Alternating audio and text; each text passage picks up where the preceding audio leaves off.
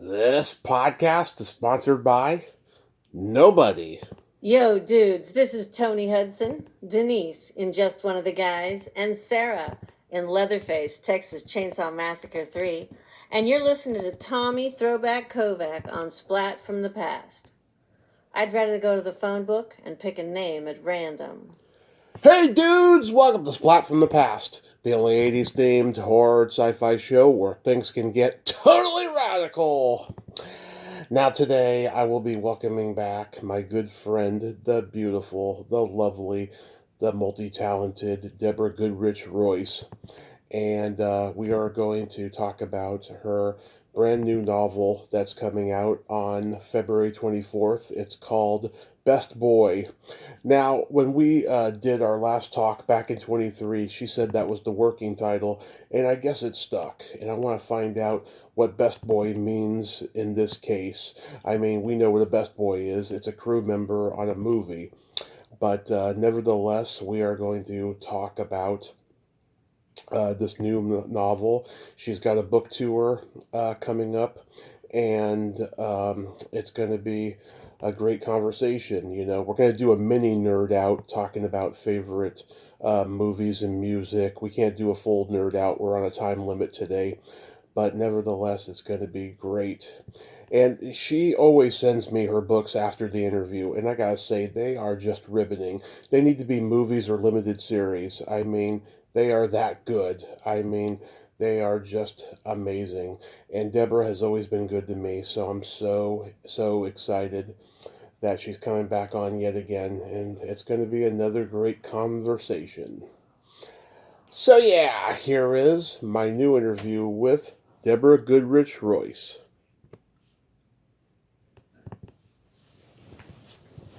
Hey, Deborah, welcome back. How are you today? Oh, thank you. I'm fine. And how are you? Well, I'm sounding like a broken record, but despite the fact that the world's getting crazier, I am just blessed. I mean, I cannot complain. Yeah, the world is crazy indeed. Yeah. It really is. You can't make it up, right? You can't make it up, no. But I'm so happy to be back here with you as always. And let's start with the book Best Boy. I remember the last time we talked, you told me that was the working title. Yeah. It's interesting that you went with that title. When I think of Best Boy, I think of a movie set. So why is it called Best Boy?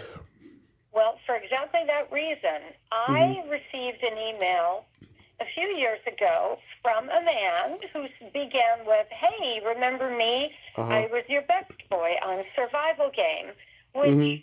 the Survival Game was a movie I did with Mike Norris, who Yeah. was the son of Chuck Norris, and Seymour Cassell. I don't know if you know Seymour. Oh yeah. Wonderful actor. Great Um, actor.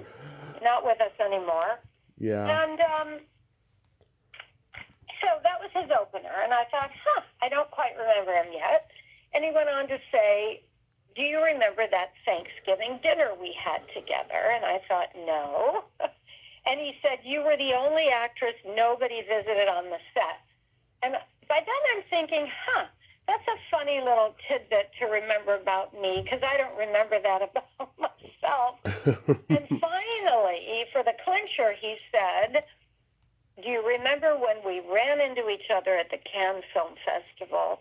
I was in the British Pavilion. You were standing outside holding a baby and waving at me, and I wondered for a moment if the child was mine." And at that point, I almost fell on the floor. And then he said, "But I knew that couldn't be possible," which I thought, well, that's a relief. I'm glad I didn't have a relationship of that nature that I blacked out. Yeah. And what he was saying, the real guy, was that he said, "I see you're writing, I'm writing too." So it was actually a nice and normal kind of catch-up chit-chat. Mm-hmm. But what it got me thinking is this idea of memory, that our memories of things are very different, and we can see people who remember things that we don't. You know, we can have the same experience with another person and completely remember it differently. Mm-hmm. And there was a famous Japanese film in 1950 called Rashomon. Mm-hmm. And, you know, the word Rashomon is kind of shorthand for exactly this situation. In that movie, there's a rape that happens in a forest. There are 3 witnesses, and when it goes to trial, they saw 3 completely different things. So I also think in the world we live in right now, that's exactly what's going on. So I started playing with this idea of what if you had a woman, and what if she had some flaws with her memory, and why would she have them? And then you had a man who contacted her with some, bits of her history, places where she knows she was, but she doesn't remember him. And what if he's telling the truth, but what if he's not? Mm-hmm. Yeah, I get so disappointed when memories that I cherished are forgotten by the other person. I mean, it really ruins my day. Now, did you ever find out whether or not any of this was true? Yeah, no, he was for real. I looked him up. He was writing books. He had a history in the movie business. I didn't remember him. We had a nice chat. I think when he said we had Thanksgiving dinner together, we were probably in a group dinner. I don't think it was the 2 of us across the table from each other. But, it was a perfectly normal contact. I blew it up into a thriller. Wow, that is so cool. That is so cool. Yeah, I mean, it seems like, that this is going to be just like, the previous novels. It's just going to be a page-turning toe curler. I hope so. Yeah. I mean, every time you send me a book, I am just riveted, and I think to myself, Deborah's got this dark side to her that we don't see behind that beautiful soul that you are. I mean, I know it's there because you laugh at my body jokes, but it's so far removed from you. But that's a really interesting thing that you're saying. We all exist on such different levels. And I think with everything that's going on in the world today, no matter which side a person is on politically, they're starting to feel that things are black or white, good or bad, just like you're all one thing. And I think people are very complicated.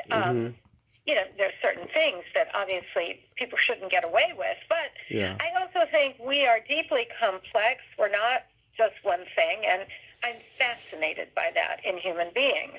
Yes, absolutely. I mean, I watch documentaries about people I idolize. I watch, I read books and everything, and I'm just like, God, the multifaceted levels of the person's personality is just amazing. Yeah, and somebody who played, America's sweetheart might not necessarily have been the nicest person to fans. You find that, or someone who played villains was the kindest person. And that's not a hard fast rule, but that definitely happens. The person who has the clean, wholesome image is always the one who's usually the bad one. And then there's the vice versa, of course. It does happen. I'll tell you, I think from our earlier conversations, I had the good fortune not now such recent years because he died a little while ago, but in later years, after my acting career, I had the good fortune to get to know Gene Wilder. Yes. In Connecticut through the Avon Theater. And they always say, don't meet your heroes, they'll disappoint you. Yeah. He was not a disappointment. He was charming, funny, kind, generous. He was really, I'm so glad I met him. Yeah, I got to interview Karen when the documentary came out. And fabulous. Yes, she was so great, and I'll tell you, she was stunned at how much knowledge I had for Gene's movies, because I knew all of them, even the most obscure ones, like The Adventures of Sherlock Holmes' Smarter Brother, which is my favorite of all the... Of all the... And I don't think I've seen it. I knew of it. I'm older than you, so I knew of it back in the day, but I don't think I've seen it. Is it good? Oh, it's hilarious. It's so underrated. There's a hilarious scene that involves a malfunction with a box of chocolates. It's really, really funny that I recommend you see. Yeah. Okay. Yeah. I always love a good Gene Wilder. When my mom died 2 years ago, and we had her memorial on my birthday, which was kind of important because I was born on Mother's Day, and it was a day she always cherished, and I thought, why not? So we had the memorial, And my daughter Tess and her husband stayed later, and we had pizza. And what did I want to do for my birthday? We watched Young Frankenstein, because my mom loved him as much as I did, and we laughed and laughed. Yeah, Young Frankenstein, Blazing Saddles, The Producers, Willy Wonka, Yep. One after the next. The World's Greatest Lover, Haunted Honeymoon, Woman Red, all my favorites. I love them all. You know. Have you read any of his books? No, I'm only late to the game in knowing that he wrote books, but I would love to read them. Yeah, they're kind of odd and a little quirky, as you would imagine, knowing him. But yeah, and Karen, I loved her too. I didn't know Gilda Radner. I certainly admired her. Yeah. But he and Karen were a very happy couple. I think I get the feeling that whatever his relationship with Gilda, I don't know, but that she was a more complicated human being. I think Dean and Karen, I think it was a lot simpler and easier, and they were very happy. Absolutely, yeah. And yeah, he was one of my comedy heroes growing up. I just love his movies, and just every time I put them on, I know what line's next, what scene's next. I'm just a big Gene Wilder kind of guy, Start the Revolution Without Me. That's another good one he did. Yeah, I found out that Charles Grodin was supposed to co-star with him, but he got tied up on a Broadway play, and so Donald Sutherland, who has a completely different energy than Grodin, got the role instead. Very different energy. That's interesting. Yes. So does your publisher have any kind of influence over what you write? Not really. I tend to really go at writing what I'm called to write. Something happens like that situation with that email, and that sparked Best Boy. The book I'm working on now, which is a ghost story, I feel like my mother kind of gave me a little tickle after she died. So I'm writing something that's more of a cozy mystery, and I'm sure you know the formula for a cozy, but it's it's a little bit lighter. There are usually multiple suspects. There's always sort of an amateur detective or sleuth who's a little bit smarter than the cops, etc. So it's set in a small town, and it's about a middle-aged woman who's going through writer's block. Her mother dies. She goes back to this little town for the funeral, and is there dealing with her mother's estate and all this stuff. And her mother comes through to her one night through the television, which of course she doesn't believe it's her mother, and they start to, there's this bickering of you're not really here, and the mother is trying to get her out of the bed so she can stop a crime, and it becomes the basis for this kind of Ghost and Mrs. Muir meets I don't even know what. Yeah, because I know that there's career authors out there that I've talked to who they write books, and then like the publisher or the agent's like, okay, the last one sold this amount, so write it again or write a sequel, and it can be very stifling. And that happens, yeah. Last year I wrote a book which hasn't come out yet. I co-wrote a book with another author, and that was interesting. I can't say who it is at this point, but, we had to really plan out exactly what it was going to be about. We had to get approval for the proposal from the publisher. So it was following a little bit more of the formula that you're talking about. Yeah. Has there been any talk yet about, turning your books into movies or limited series? We had Gillian Anderson attached to Finding Mrs. Ford, and I thought she was such a great choice. And, they developed sort of an outline of an 8-part series, which I thought was stretching that book a little too thin. Yeah. But it got a couple of rejections, and then she stepped away. I don't think she wanted to go down the rejection path. And then Ruby Falls, I've just seen a script. We've got an agreement on that, and they commissioned with a producer, and they commissioned a screenplay. So now that's being shopped around. So we'll see what happens with that. I mean, it can be a long road there.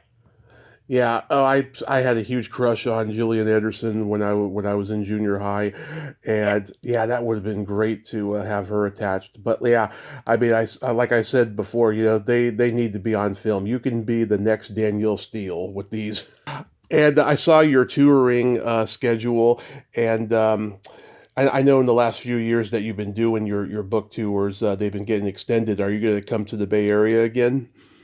No, that is not on the docket this year. I put up my tour for the last week of February, but then I'll have a whole March leg of it. But no, I'm not coming to California this year. Oh, It just didn't work out for, a million reasons. oh God, because it's about time we met in person. I know, I know.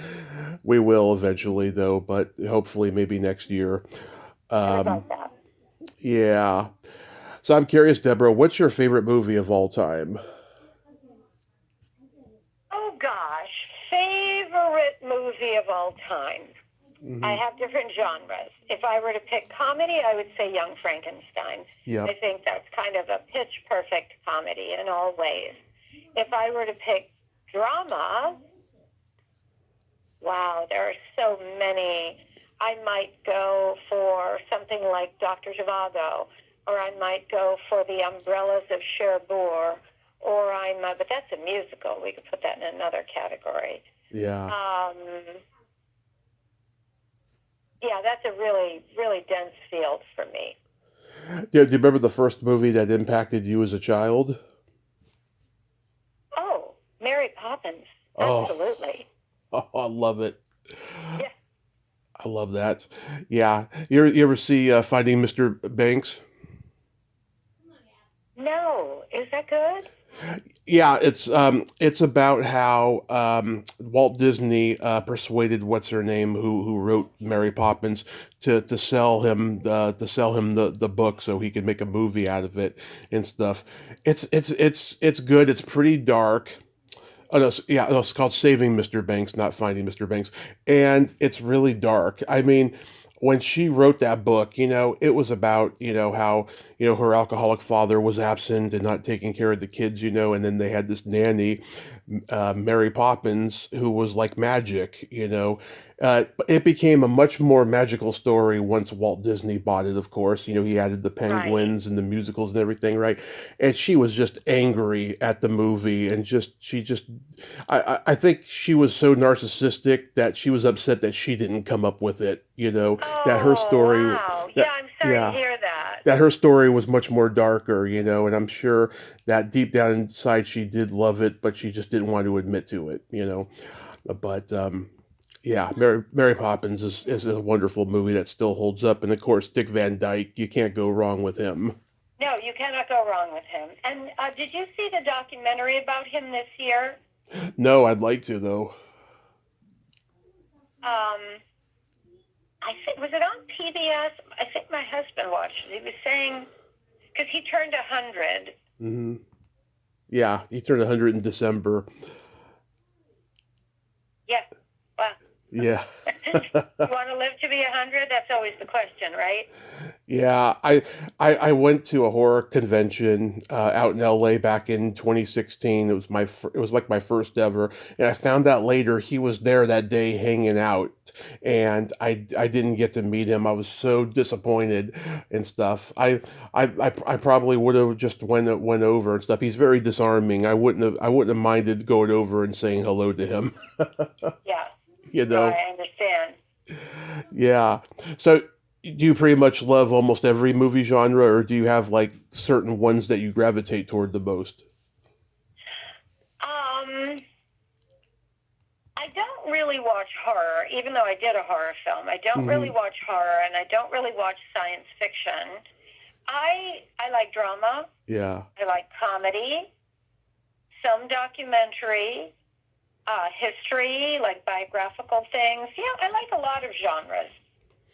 Yeah, I love all genres, but comedies and horrors have always been my absolute favorites and Yeah. stuff. And Yeah, there's not a genre I don't love, you know. Um, I love rom-coms. I love foreign films if if the subject, fascinates me and stuff. Yeah, I mean, I love all movie genres pretty much. Yeah, it's really. Do you go to the movie theater? Because I think young people don't do that so much anymore. The last time I went was when the Elvis movie came out in 22, and since then I haven't seen anything that piqued my interest that made me want to go to the movie theater. Yeah. You know, I was looking around to see if the Bob Dylan documentary was going to be in our local theaters, and it wasn't. Otherwise, I would have gone last year. You know. Yeah. Oh, that was not. That was that the one with Timothy Chalamet. Yeah, I did see that. what was it? Complete Unknown. It was called. Yes. Yeah. He's very good. Oh I yeah, haven't seen Marty Supreme though. Have you? I haven't seen it. No, It no. didn't appeal to me, but then it's getting these awards, so I feel like maybe I should see it. I've discovered a lot of old Hollywood classics that I had always heard about but never even saw before and stuff. And I've gone back and watched like old westerns that are really really good. Oh, fun. Yeah, I like old movies. Yeah. Did you have any movie star crushes growing up? Oh, sure. I had a huge crush on Al Pacino in The Godfather. And when I was in high school, I had this job at a company that the company was a factory because I grew up in Detroit. Hmm. I worked in the office part in the front, but it was in this kind of industrial park complex where all these large buildings were factories in the back, offices in front. So I would drive to this job that I would do after school. And I was in high school, and there was some guy who worked at some factory, and he would be getting out of his car, and I would be getting out of my car, and he looked just like Al Pacino in The Godfather, and I would swoon. Yeah. Nothing ever happened. It's probably good. Yeah. Yeah, I had a big crush on Cary Grant. My mom had a paperback book that had these beautiful black and white pictures of him.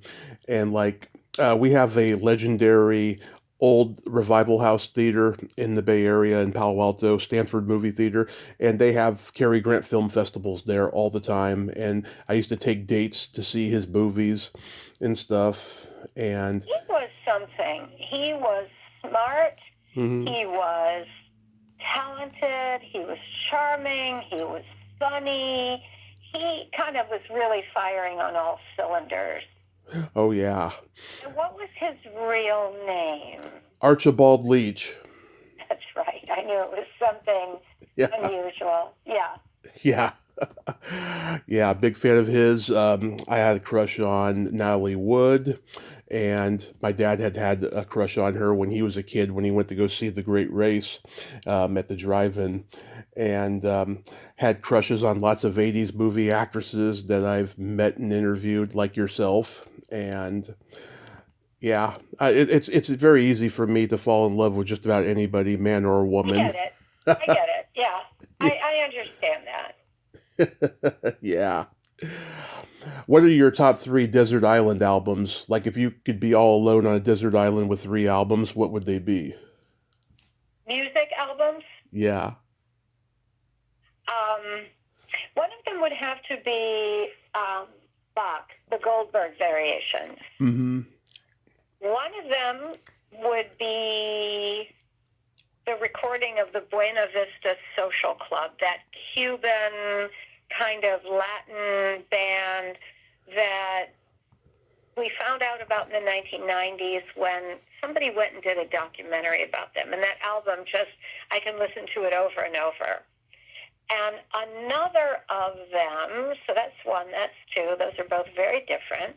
And three could be, gosh, where am I with number three? Oh, like Doris Day. Nice, So I'm nice. across the spectrum there. I mean, coming from Michigan, you probably grew up with Motown and Mitch Ryder and all that. Oh, wait.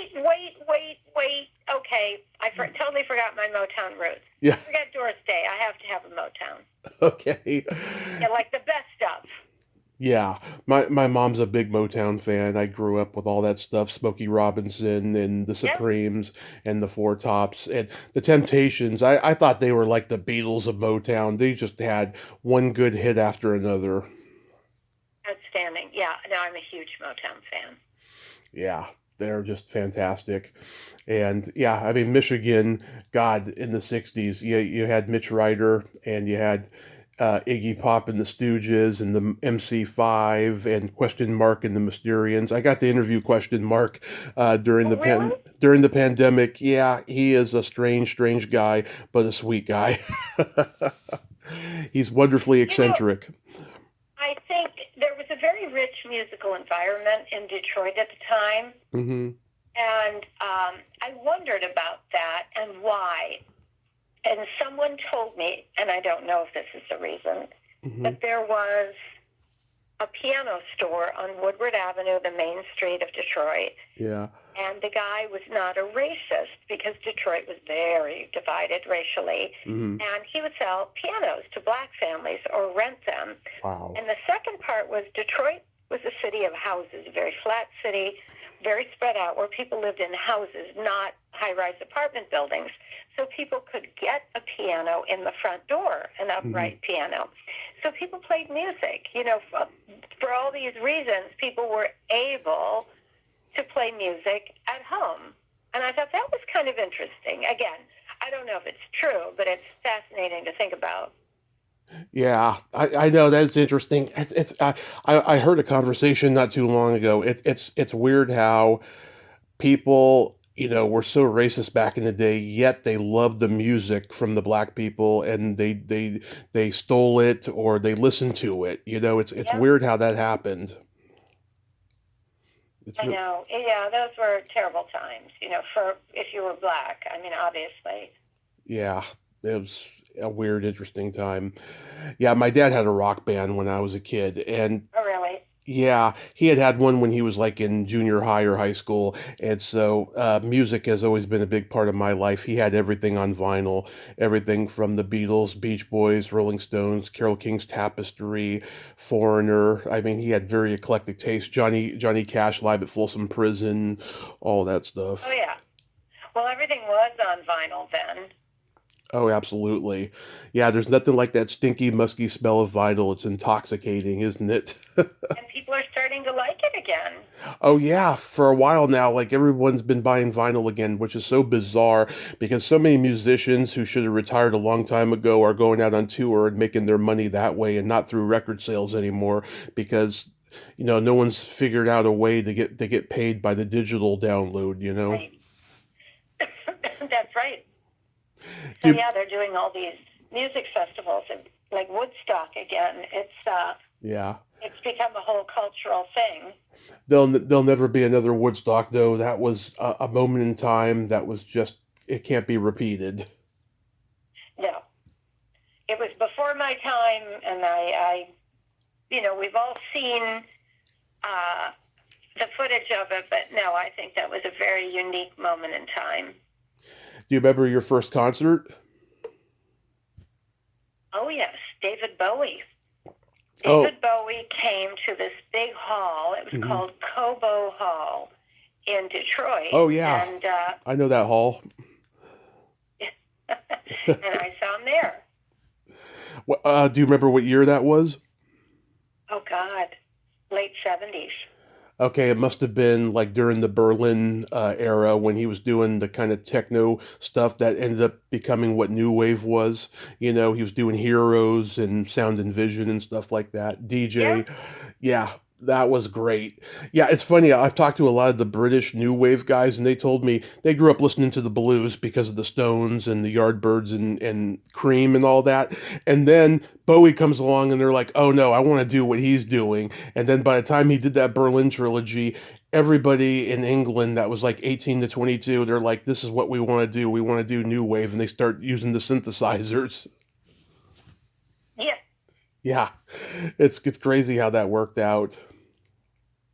Yeah. yeah. It was an interesting time with music. Yeah. Did you have comedy albums? I think we did have some old comedy albums, and I think they were like Bill Cosby. Yes. Yes. I mean, say what you will about the guy, since all that controversy has come out, which is completely awful. The way that he could construct bits, it's just like I've never seen Yeah. anyone do it quite like him. With the most absurd premises too. Like he did that bit Chicken Heart. You think you look at the premise and go, how is he going to pull this off? And yet he does. It is just Right. brilliant. Right. No, he was very gifted.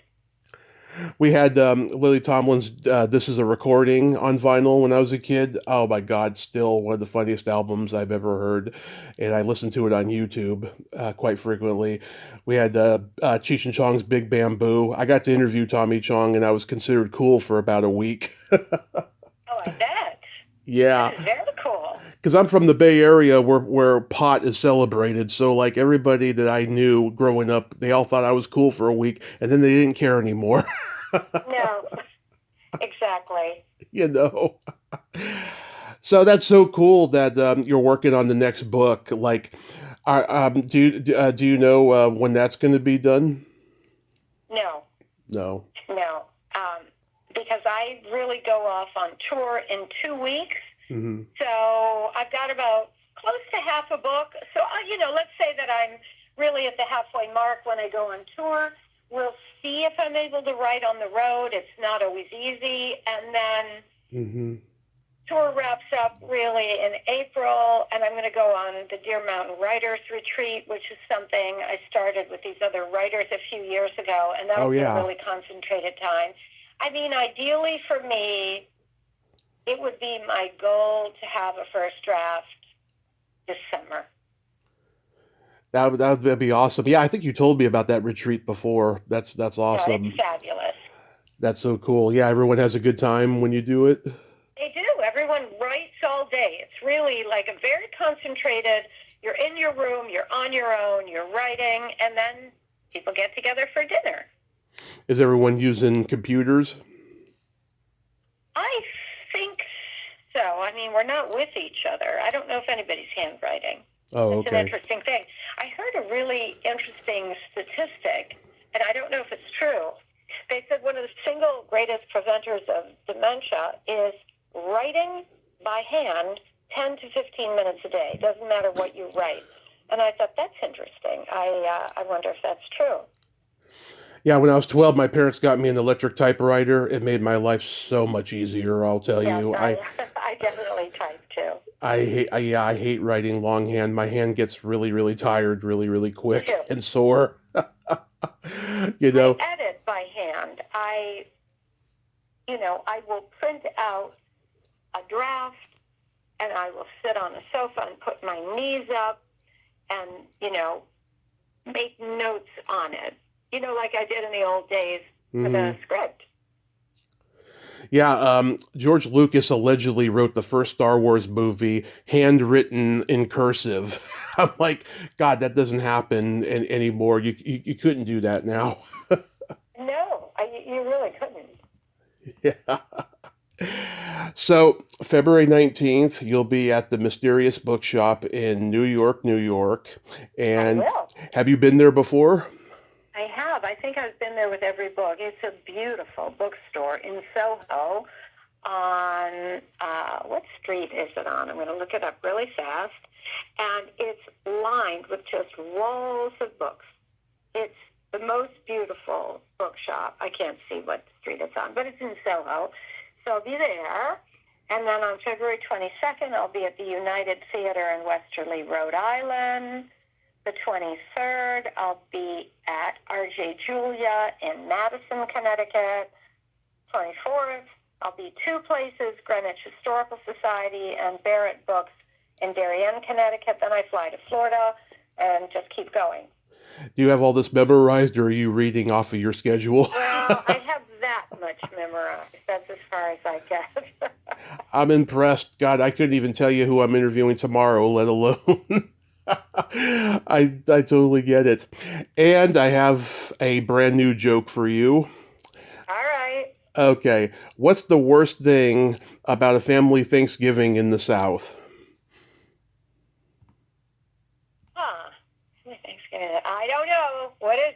the sexual tension. Oh, God.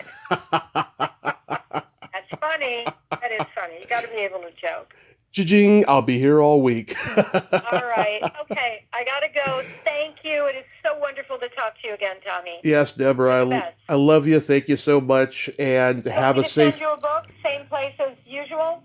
Yes. I think I've moved since the last time you sent me one, so let me check. Oh, text me. Yes. And have a safe journey and talk soon. Okay. Thank you. Bye. Bye-bye. Well, there you have it. Deborah Goodrich. Ain't she a sweetheart? Oh my God. I could talk to her forever. I mean, we never run out of things to talk about. She is just a wonderful, awesome lady. And I'm looking forward to reading the new book. Go buy it. It's out February 19th.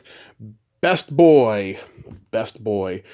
Wow, that is crazy how a benign incident turned into a psychological thriller for a book. Wow. Creative inspiration is awesome, isn't it? Well, until next time, this is Tommy Throwback Kovac saying there's no shame in living in the past because the present sucks. Later, dudes.